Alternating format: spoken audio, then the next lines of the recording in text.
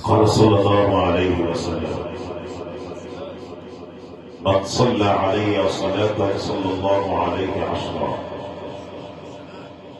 ومن صلى علي عشرا صلى الله عليه 100، ومن صلى علي 100 صلى الله عليه 1000،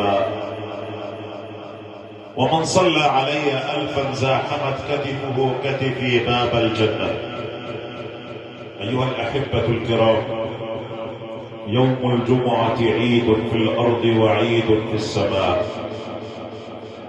راحلنا الكريم كرمه الله تبارك وتعالى بكرامات. يوم الاثنين لقي الله تبارك وتعالى، ويوم الاثنين يوما ولد فيه حضرة النبي صلى الله عليه وسلم، وبعث فيه حضرة النبي صلى الله عليه وسلم. مات شهيدا غريبا عن بلده، وقد أخبرنا صلى الله عليه وسلم بأن الغريب شهيد. يكرم في يوم الجمعة خير الأيام، يوم عيد المؤمنين، يصلى عليه صلاتين في يوم واحد: صلاة الجمعة، صلاة الجنازة.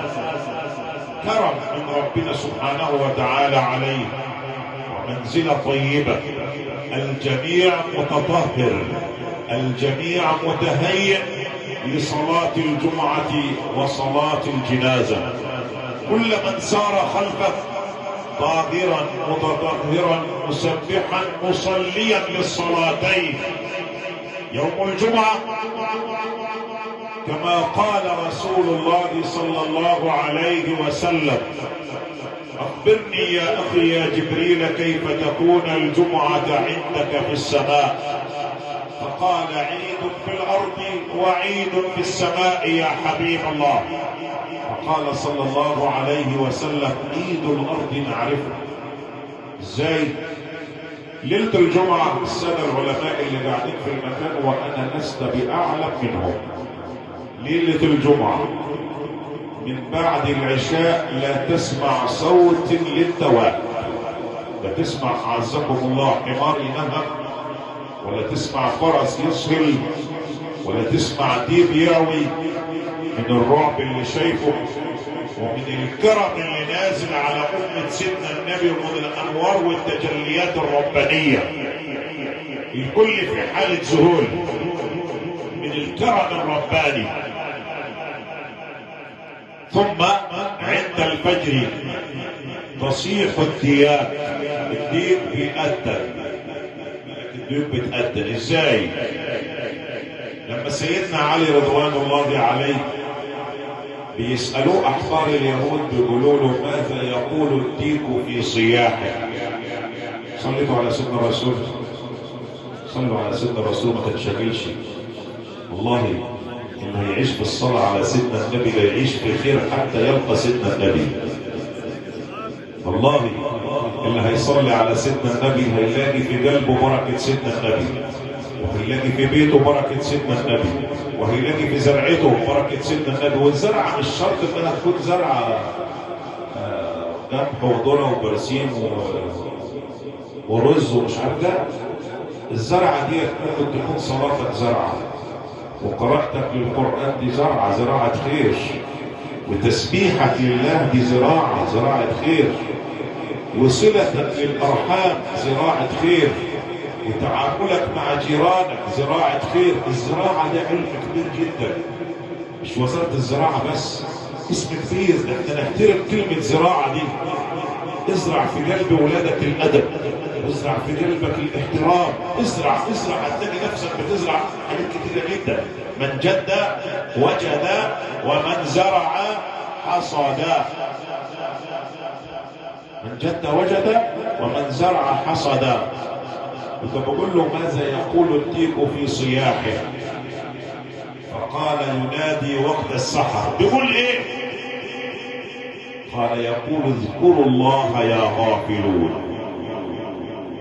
ديك الطير ده اذكروا الله يا غافلون. ايه عرف الدين ان ده وقت الفجر؟ لانه بيوحد ربنا، وان من شيء الا يسبحه بحمده ولكن لا تفقهون تسبيحه. يقول له ايه؟ وماذا يقول الفرس عند صهيله؟ الفرس لما بيصهر كده بيقول ايه؟ فبيقول له اذا تقدم جند الاسلام للحرب فينادي ويقول اللهم انصر جندك على اعدائك اعداء الدين. الفرس نفسه بيدعي ربنا، ما هو مجاهد معاه، هو اللي بيقاتل ده اللي شايل السيف بس، طب واللي شاله ومشي بيه ما هو جند من جنود ربنا سبحانه وتعالى. سيدنا النبي لما طلع من مكه الى بيت المقدس، لما اقترب من البراق ايه اللي حصل؟ البراق يتبطل مره واثنين وثلاثه، ما لك ايها البراق؟ فقال ارجو منك العهد يا رسول الله. عايز منك عهد. عهد على ايه؟ انت نازل من الجنه، اشفع لي يا رسول الله. عايز منك الشفاعه يا رسول الله. حتى البراق عايز شفاعه سيدنا النبي صلى الله عليه وسلم. كل ما نتكلم ونقول عن الصلاه على سيدنا النبي صلى الله عليه وسلم اخواننا في كل مكان، يطلع لنا بعض الناس كده ويقول لك ايه؟ ما تقولش كتير، ده انتوا صوفيين، ده انتوا مش عارف. لا، ده العلم كله في حب سيدنا النبي صلى الله عليه وسلم. اللي عايزين نوصله حاجه بسيطه عشان الشيخ يقرا بس ومحدش يزعل منه. لو والدي على سيدنا انا اسف. سيدنا النبي اهبط اليه جبريل عليه السلام وميكائيل واسرافيل وملك الموت عليهما السلام، فاقرأوا حضرته السلام فرد عليهم بتحيه الاسلام. قال الروح الامين جبريل عليه السلام يا نبي الرحمه من صلى عليك 10 صباحا و10 مساء خطفتهم من فوق الصراط كالبرق. وانتوا عارفين وصف سيدنا جبريل ايه؟ اللي قرأ في السنه او قرأ في الحديث هيعرف وصف سيدنا جبريل قد ايه. وشوف وصفك انت وانا كلنا كده، ما نجيش ذره في جناح من اجنحته. واحد يقول لك يحجب ما بين السماء والارض، بس هو في مقوله واحده بس تخليني اعرف ايه قوه سيدنا جبريل. لما قال لسيدنا النبي لو امرتني ان اطلق عليهم الاخشبين لفعلت. انا اطول عليكم في حاجه؟ انتوا زعلانين مني؟ ها؟ الوقت هو انا مش هنخرج 10 مننا.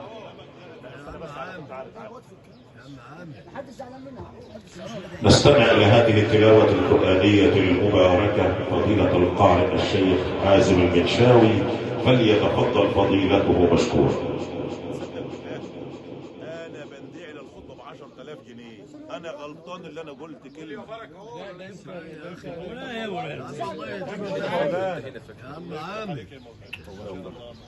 والله ما هقول أكثر من الترجمة بس. يا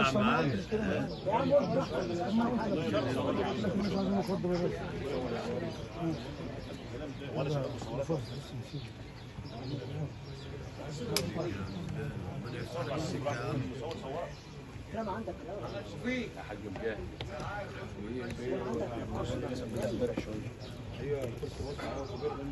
يا رضا انا بس بركعت بس الناس كلها بتلسه السقطه كانت هباء من بس انا عايز اصور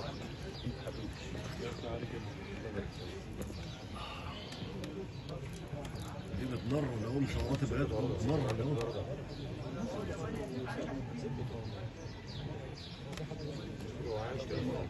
ممكن يحط ممكن يحط حرف اديله يا جدع بالبتاع التليفون يا جدع اديله في البتاع ما بيعملش بس انا مش حط في البتاع لفه كده عرضي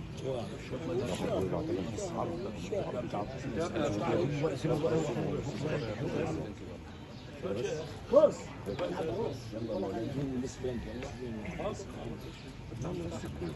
استعمل بس الفيديو يطلع وانا بس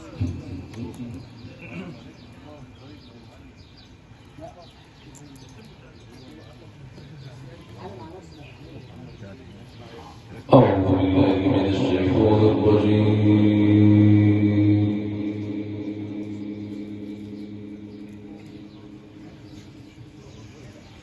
بسم الله الرحمن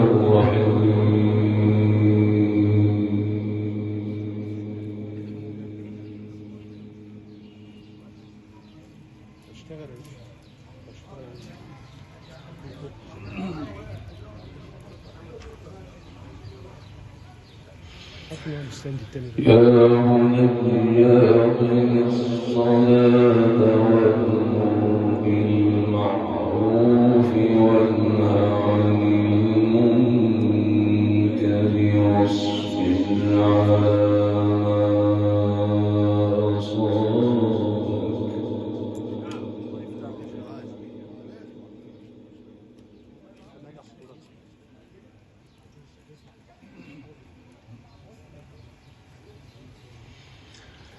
إن ذلك من عزم الأمور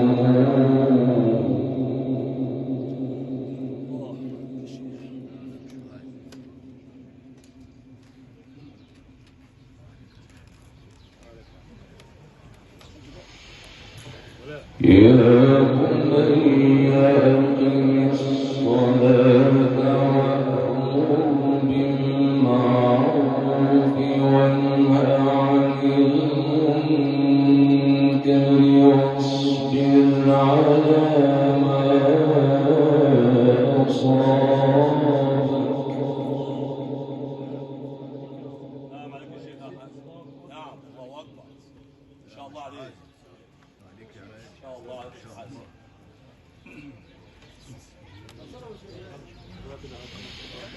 يا بني أقم الصلاة وأمر بالمعروف وانه عن المنكر واصبر على ما أصابك تعلمت إن شاء الله عليك يا ابن شاوي إن شاء الله عليك. إن ذلك من عزم الأمور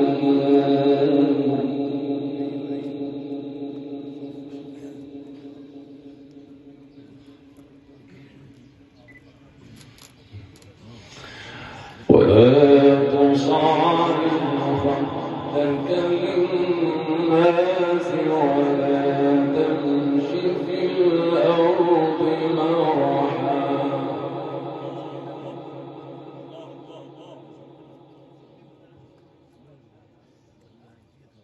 عاوز تبدع النهارده تبدع النهارده عشان الناس دي مبدع هم اللي عندك والله مبدع فعلا. إن الله لا يحب كل مختال فخور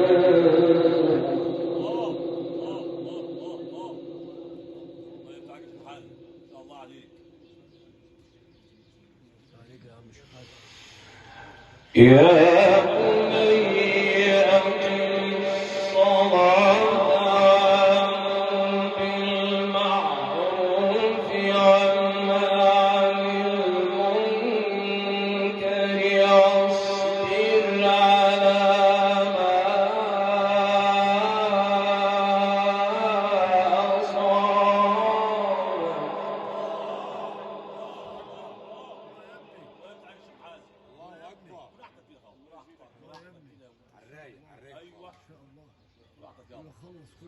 انت فخر الجاليه دي اي والله. اختلاف اكد عليه مره واثنين وثلاثه عشان طبعا انت عارف اي اختلاف اكد عليه مره واثنين وثلاثه.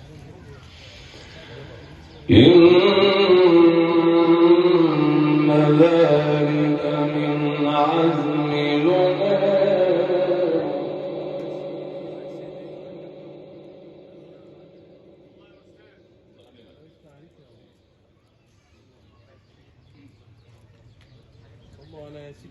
عليه الصلاه والسلام.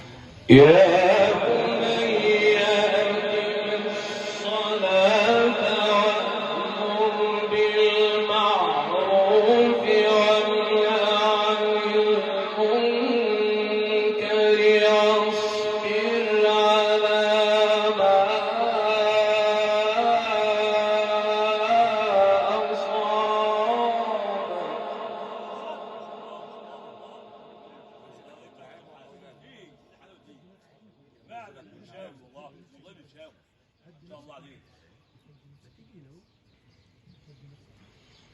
إن ذلك من عزم الأمور.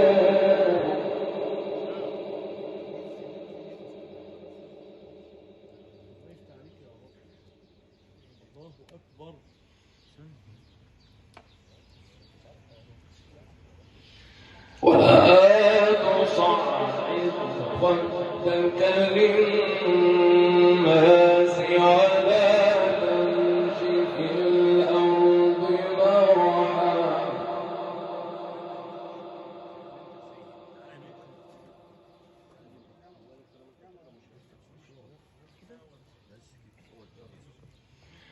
إن الله لا يحب كل مختال فخور. واقصد في مشيك واغضض من صوتك. إن أنكر الأصوات لصوت الحميد.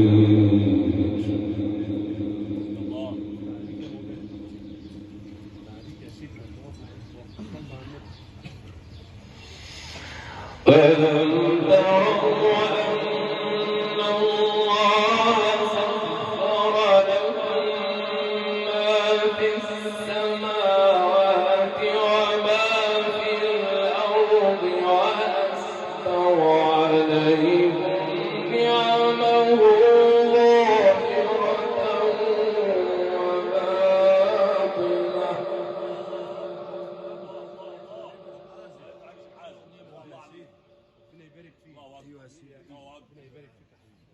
ان شاء الله انزل الايه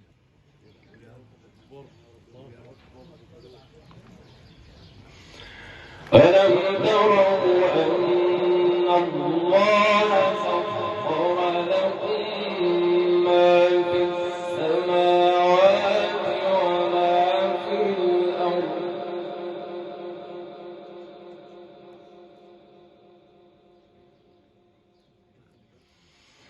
ألم تروا أن الله سخر لكم ما في السماوات وما في الأرض وأسبغ عليكم نعمة ظاهرة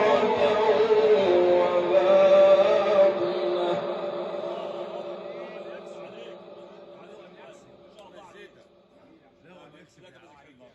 لا مذاكر ايه النهارده؟ ان شاء الله ان شاء الله ان شاء الله. يا عم له ان يكسر يا شيخ حازم.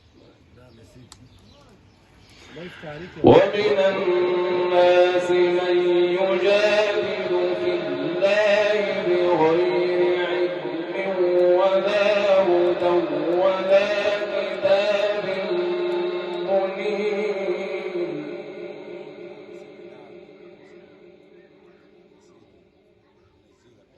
وإذا قيل لهم اتبعوا ما أنزل الله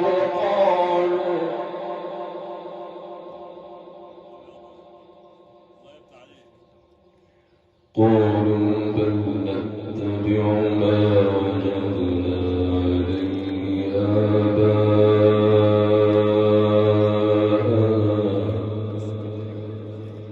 أولو كان الشيطان يدعوهم إلى عذاب السعير.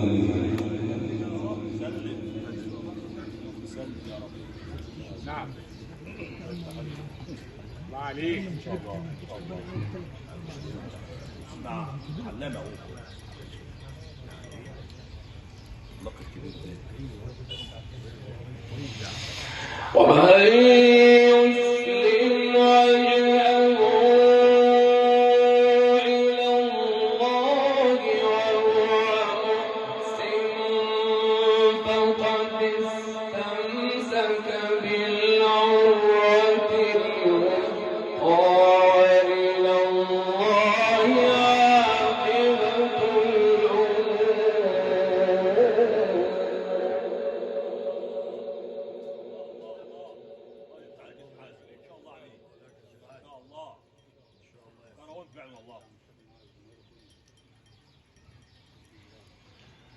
ومن كفر فلا يحزنك كفره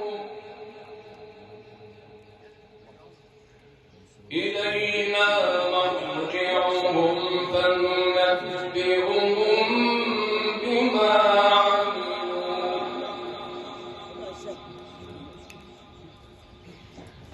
إن الله عليم بذات الصدور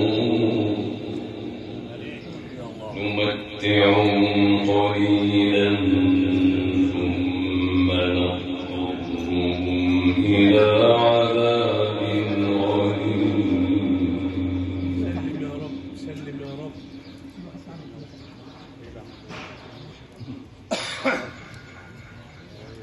تعليق ولئن سألتهم من خلق السماوات والأرض ليقولن الله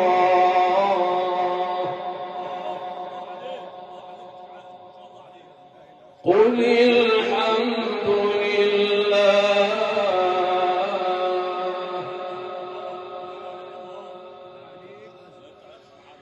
ولئن سألتهم من خلق السماوات والأرض ليقولن الله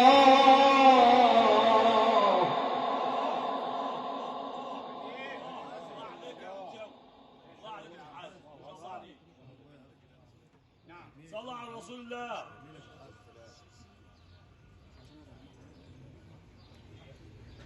الله يفتح عليك يا رب.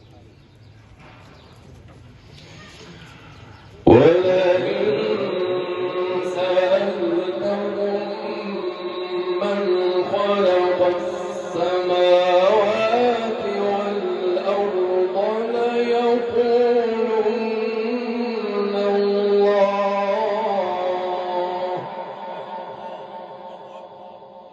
قل الحمد لله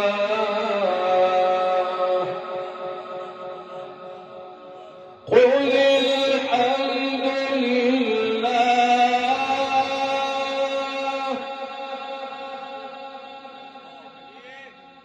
قل الحمد لله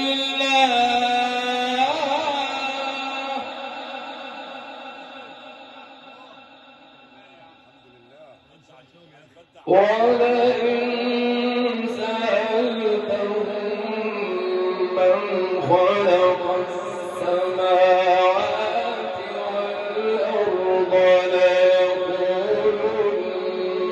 الله قل الحمد لله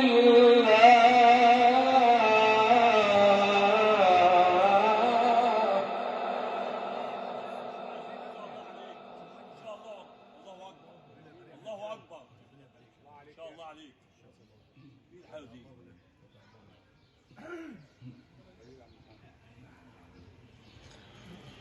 بل أكثرهم لا يعلمون لله ما في السماوات والأرض إن الله هو الغني الحميد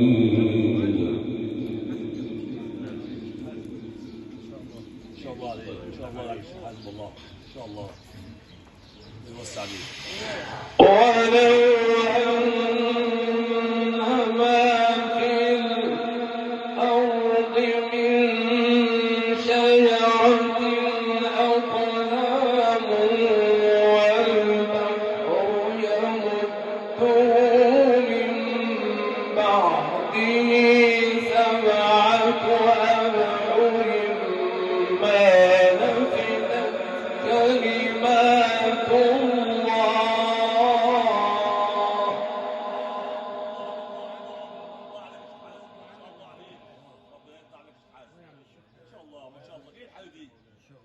تنبدع.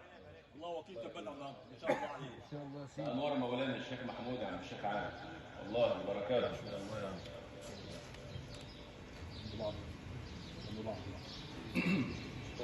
الله. نعم.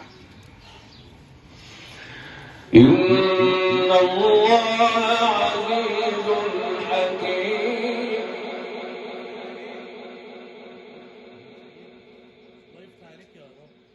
ما خلقكم ولا بعثكم إلا كنفس واحدة. إن الله سميع بصير.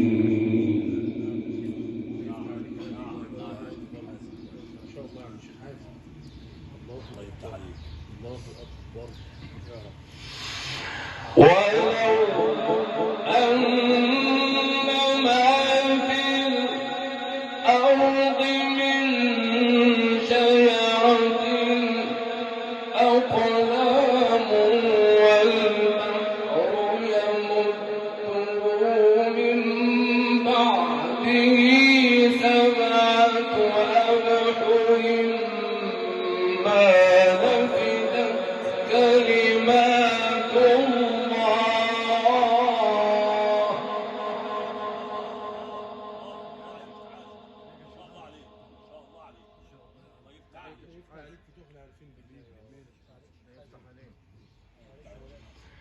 إن الله عزيز حكيم.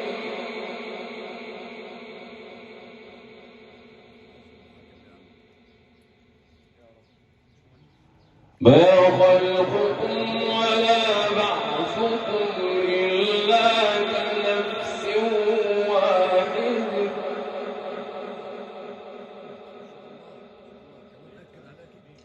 إن الله سميع بصير.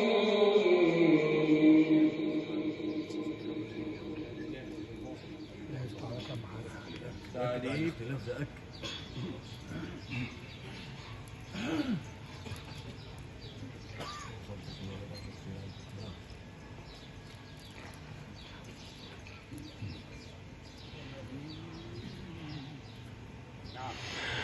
ألم تر أن الله يولج الليل في النهار ويولج النهار في الليل وسخر الشمس والقمر كل يجري إلى أجل مسمى وأن الله بما تعملون خبير. ذلك بأن الله هو الحق وأن ما يدعون من دونه الباطل.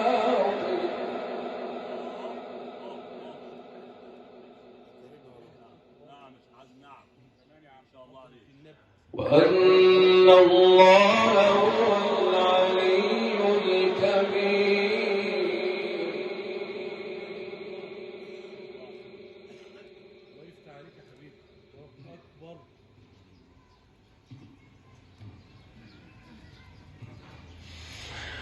ألم تر أن الفلك تجري في البحر بنعمة الله ليريكم من آياته. إن في ذلك لآيات لكل صبار شكور.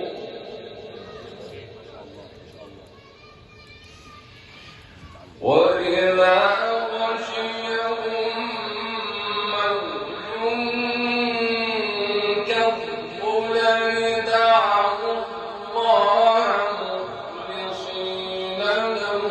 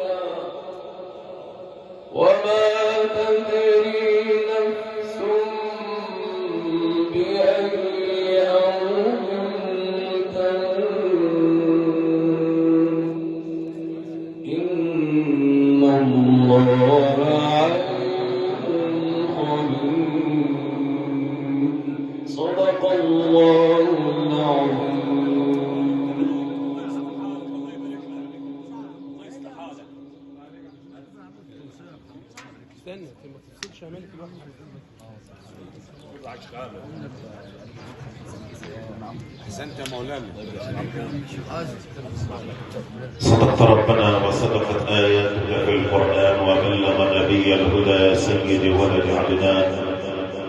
هكذا أيها الإخوة المؤمنون سعدنا وإياكم بهذه التلاوة القرآنية الطيبة المباركة العطرة بفضيلة القارئ العالم الشيخ مازن المنشاوي قائد إدارات مصر والعالم الإسلامي المفتش بأوقاف جمهورية مصر العربية.